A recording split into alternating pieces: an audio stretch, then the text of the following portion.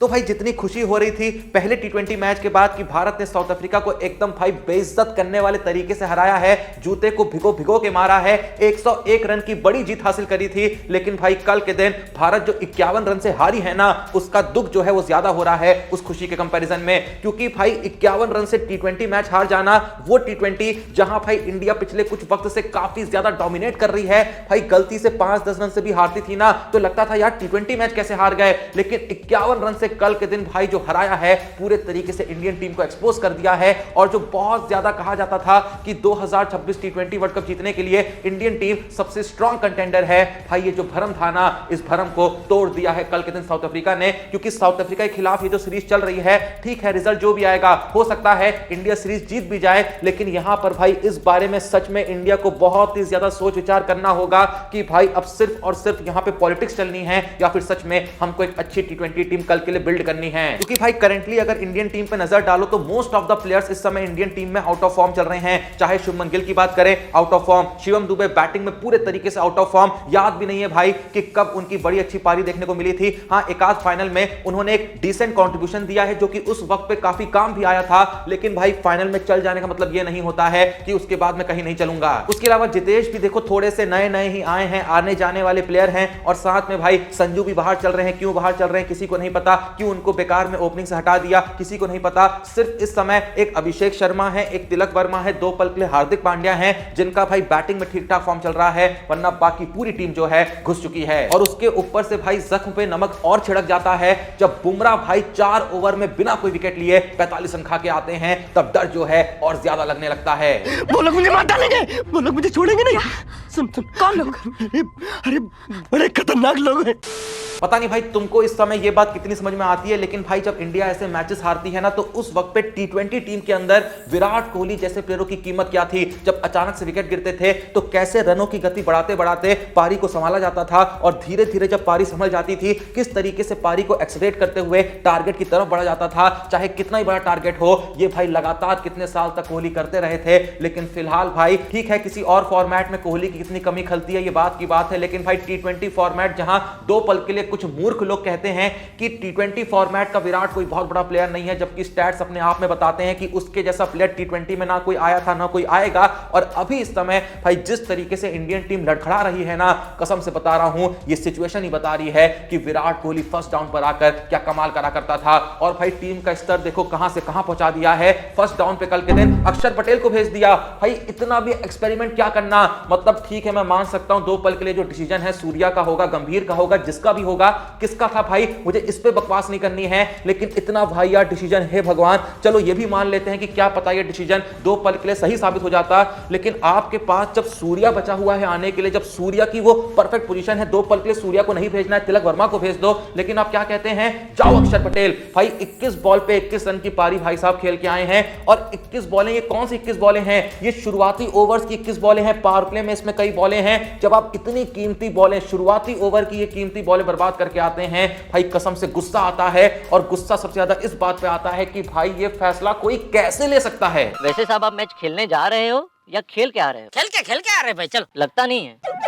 क्यों? क्योंकि आपके कपड़े टीवी पे साबुन के ऐड में दिखाते हैं ना, एकदम वैसे चकाचक, बिल्कुल मैले नहीं। हाँ, माना कि भाई कुछ एक्सपेरिमेंट्स टीम में करे जाते हैं, माना कि भाई ओपनिंग के अलावा बाकी प्लेयरों की जो पोजीशन होती है बहुत ज्यादा फिक्स नहीं होती है। ठीक है कोहली की भाई 10-15 साल तक फिक्स थी, मूर्ख थे वो लोग जो विराट कोहली को लगातार टॉप ऑर्डर में खिला रहे थे, फिक्स नहीं होनी चाहिए। लेकिन भाई इतना ज्यादा भी आप एक्सपेरिमेंटल कैसे हो सकते हो कि भाई कोई भी कहीं भी आ रहा है, कुछ भाई प्लानिंग ही नहीं है। उधर यशस्वी जायसवाल कल के दिन इंटरव्यू में कहता है कि मेरा सपना है कि कुछ भी करके मुझे टी20 वर्ल्ड कप 2026 खेलना है। अब यहां पर गौतम गंभीर को कौन समझाए कि भाई जायसवाल के स्टैट्स गिल से कई बेहतर हैं, कौन समझाए कि भाई गिल जो है इस समय एक पक्का प्लेयर है, टेस्ट टीम का कप्तान है, ओडीआई का एक पक्का प्लेयर है, क्योंकि वहां भी कप्तान है, तो वहां तो उसे हर मैचेस खेलने ही खेलने हैं, चाहे बड़ी सीरीज हो चाहे छोटी सीरीज हो। तो जबरदस्ती टी20 में क्यों घुसाने में लगे हो? अरे दो पल के लिए मान लिया कि टी20 में भी कल को अच्छा खेल देगा, अरे मान लेते हैं अगले मैच में सेंचुरी लगा देगा, लेकिन एक सेंचुरी के चक्कर में जो इतने मैचेस हम लगातार घुसा रहे हैं, जबकि जायसवाल अच्छी खासी ओपनिंग कर सकता है। जायसवाल छोड़ो, संजू सैमसन कर रहा था अच्छी अच्छी ओपनिंग। संजू सैमसन खुद सोच रहा होगा कि आखिर मेरे से ओपनिंग में गलती क्या हुई, क्या गलत कर दिया मैंने जो मेरे को भाई ओपनिंग से हटा दिया इन्होंने। तुम भाई खुद सोच के देखो, जब तक संजू सैमसन, जितने भी वक्त के लिए संजू सैमसन टी20 टीम की ओपनिंग कर रहे थे, क्या धांसू बैटिंग चल रही थी भाई, क्या धांसू हम लगातार मैचेस जीते जा रहे थे। लेकिन अचानक से किसी को चुल होती है और कोई कहता है कि चलो यार गिल से ओपनिंग कराते हैं, क्योंकि आने वाले वक्त में मुझे इसे टी20 में भी कप्तान बनाना है। ये भगवान क्या जुल्म है। खैर कप्तानी से याद आया कि भैया जो अपने कप्तान है सूर्य कुमार यादव, भाई बहुत चिंगम चबा लिया, बहुत भाई तुम बिना पसीना बहाए वापस पवेलियन तक लौट चुके हो, बहुत प्रेस कॉन्फ्रेंस में तुमने बकचोदी भी कर ली, सब कुछ भाई समझ में आ रहा है। लेकिन ऐसा लगने लगा है कि सूर्य कुमार यादव ने टी20 फॉर्मेट को बहुत हल्के में ले लिया है, या फिर ये सोच के बहुत ज्यादा सिक्योर हो गए थे कि भाई हम लगातार मैचेस जीते जा रहे हैं। साफ साफ भाई समझ में आ रहा है कि सूर्य कुमार यादव के अंदर अहंकार जो है वो बस चुका है, घमंड जो है वो यहां से यहां पहुंच चुका है। और इसका मतलब ये नहीं है कि सूर्य अगली एक दो पारी में चल जाएंगे तो हम वापस से तारीफ करने लगेंगे, उस पारी की तारीफ करेंगे। लेकिन फिर भी भाई मैं इस बात को फिलहाल एक्सेप्ट नहीं करूंगा कि सूर्या जो है फॉर्म में वापस आ चुके हैं। मुझे कम से कम भाई सूर्या की अगली 10-12 पारियों में से 7-8 पारियों में 30+ का स्कोर चाहिए ही चाहिए, तब जाके मैं मानूंगा कि सूर्या अपनी बैटिंग के दम पे डिजर्व करते हैं इस समय इंडिया की टी20 टीम में रहना। भाई जो बंदा जब तक कप्तान नहीं बना था टी20 का बेस्ट बैट्समैन था, दूर दूर तक भाई कोई उसका कंपैरिजन ही नहीं था, कोई आसपास भी नहीं आता था टी20 रैंकिंग के मामले में। और वही बंदा भाई पिछली 20 पारियों में 227 रन जड़ा है, 13.35 की एवरेज चल रही है, 119 की स्ट्राइक रेट चल रही है भाई, 120 से भी नीचे स्ट्राइक रेट आ चुकी है। और तुम भाई उसके पिछली 20 पारियों के स्कोर्स देखो, 17 पे 21, 9 पे 4, 4 पे 1, 3 पे 0, 7 पे 12, 7 पे 14, 4 पे 0, 3 पे 2, 2 पे 7, 37 पे 47, 3 पे 0, 11 पे 5, 13 पे 12, 5 पे 1, फिर आती है एक पारी 24 पे 39, फिर 4 पे 1, 11 पे 24, 10 पे 20, 11 पे 12, 4 पे 5। मतलब तुम सोच के देखो, अगर 2 पल के लिए सूर्य कुमार यादव कप्तान नहीं होते, 2 पल के लिए मान लो कि सूर्या का जो पीछे का हिस्ट्री रहा है वो वैसा नहीं होता, तो भाई सूर्या कब का टीम से बाहर हो चुके होते। इस समय किसी को भी उठा के सूर्य कुमार यादव की जगह पे खिला दो, भाई 10 गुना अच्छी परफॉर्मेंस देके जाएगा, 10 गुना ज्यादा बेहतर कंट्रीब्यूट करके जाएगा। लेकिन सूर्या ने जो अपना ऑरा क्रिएट करके रखा था ना भाई, सिर्फ उस ऑरा के दम पे सूर्या खेले जा रहा है, बाकी कप्तान तो है ही इसलिए खेला जा रहा है। और टी20 वर्ल्ड कप 2026 तक खेलेगा भी, हटना भी नहीं चाहिए। लेकिन मुझे साफ साफ ऐसा लग रहा है कि टी20 वर्ल्ड कप के बाद सूर्य कुमार यादव हमेशा के लिए टी20 से भी गायब होने वाला है। इसके अलावा भाई मैं तुम्हारा ध्यान एक और चीज की तरफ केंद्रित करना चाहूंगा। हाँ ठीक है, हम सबको इस बात से बहुत ज्यादा शिकायत है कि भाई शुभमन गिल को ओपनिंग में जबरदस्ती क्यों लाया गया। मैं शुभमन गिल को देखो यूं ही खराब प्लेयर नहीं बोलूंगा, जबरदस्ती उसके खिलाफ हेट नहीं फैलाऊंगा, और ये भी नहीं कहूंगा कि वो टी20 का कोई बहुत बेकार प्लेयर है। हाँ कुछ ज्यादा ही इस समय फ्लॉप हो रहा है टी20 में, लेकिन मैं ये नहीं कहूंगा कि टी20 का बहुत ही गंदा प्लेयर है।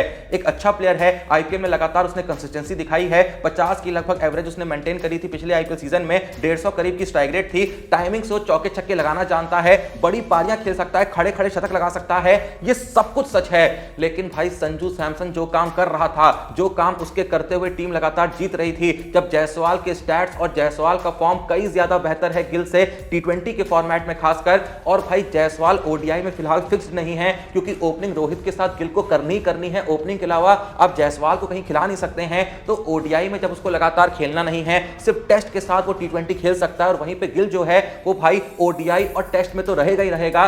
तो भाई इतना सिंपल सा बैलेंस भाई क्यों कोई क्रिएट नहीं कर पा रहा है कि गिल से कहो भाई तुम ओडीआई और टेस्ट पे फोकस करो, दोनों ही बड़े फॉर्मेट हैं, ओपनिंग यहां टी20 में करने के लिए तो कोई मिल जाएगा। और मिलना क्या है भाई, संजू अच्छी कर रहा था, जायसवाल जरूरत पड़े तो अच्छी कर सकता है कि अगर मान लो कल को वापस से संजू आके ओपनिंग अच्छी नहीं भी कर पाते हैं तो जायसवाल कर सकता है।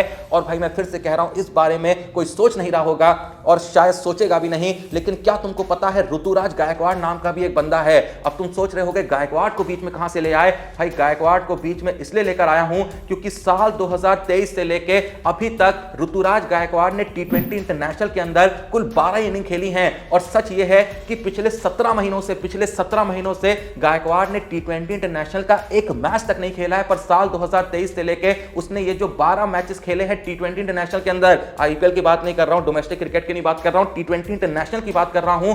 भाई जो उसने 12 पारियां खेली हैं साल 2023 के बाद से टी20 इंटरनेशनल में, भाई 62.25 की एवरेज और 150 की स्ट्राइक रेट के साथ 498 रन जड़े थे। उसकी 12 इनिंग के स्कोर देखो, 16 पे 19, 43 पे 58, 23 पे 25, 26 पे 40, 43 पे 58, 57 पे 123 नॉट आउट, 28 में 32, 12 पे 10, 9 पे 7, 47 में 77 नॉट आउट, 28 पे 49, मतलब भाई लगभग 62-63 की एवरेज और 150 की स्ट्राइक रेट के साथ एक बंदा खेल रहा था, उसको आपने अचानक से बाहर किया।